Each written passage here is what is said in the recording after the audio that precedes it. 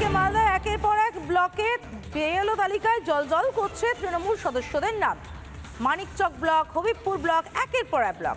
হবিবপুর ব্লকের খবরে নজর রাখবো আমরা। 2 তৃণমূল সদস্যের নাম রয়েছে বিএলও তালিকায়।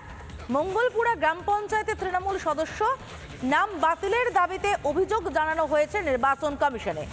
উত্তর মালদার বিজেপির নেতৃত্ব অভিযোগ জানিয়েছে। আরো একবার জানিয়ে রাখতে চাইবো, হবিবপুর ব্লকের ছবি দেখতে পাচ্ছেন। মালদার হবিবপুর ব্লকে এই যে দুটো নাম দেখতে পাচ্ছেন তালিকায় বিএলও, দুজনেই তৃণমূল সদস্য, তাও আবার গ্রাম পঞ্চায়েতের সদস্য, মঙ্গলপুরা গ্রাম পঞ্চায়েতের সদস্য। কেন এদের দুজনের নাম বিএলও তালিকায়? নাম বাতিলের দাবিতে নির্বাচন কমিশনে অভিযোগ দায়ের করেছে মালদার বিজেপির নেতৃত্ব। একজন প্যারা টিচার এবং ও তৃণমূলের প্রতীকে নির্বাচিত জনপ্রতিনিধি পঞ্চায়েতে।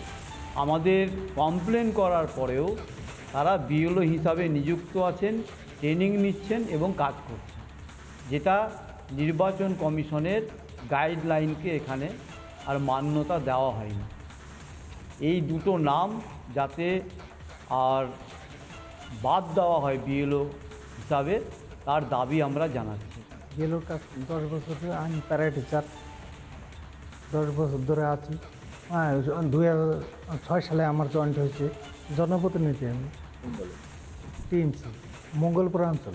ওরা বলতে পারে, কিন্তু আমাদের বুথে কোনো দিন কেউ বলেনি। বিজেপি বলো আর সিপিএম কেউ কোনো কথা বলে না। আমি স্বচ্ছতার সাথে কাজ করি। অসীম সরকার এবং মাথিয়াস মাডি দুজনে তৃণমূল কংগ্রেসের গ্রাম পঞ্চায়েতের বর্তমানে সদস্য। তারা প্রাথমিক শিক্ষকতা করেন, তারা বিএলও ডিউটি পেয়েছেন এবং তারা নিরপেক্ষভাবেই দলের কাজ করেন, মানুষের পাশে থাকেন। বিজেপি যদি এদের বিরুদ্ধে কমপ্লেন করে থাকে, বিজেপির কোনো পায়ের তলা মাটি শেষ হয়ে গেছে। দীর্ঘ 25 বছর মঙ্গলপুরা জীবিত থাকলে বর্তমানে তারা বিরোধী শূন্য।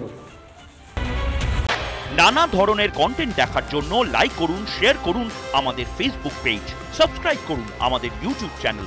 পাশাপাশি অন্যান্য ব্রেকিং নিউজের জন্য অবশ্যই চোখ রাখুন রিপাবলিক বাংলায়।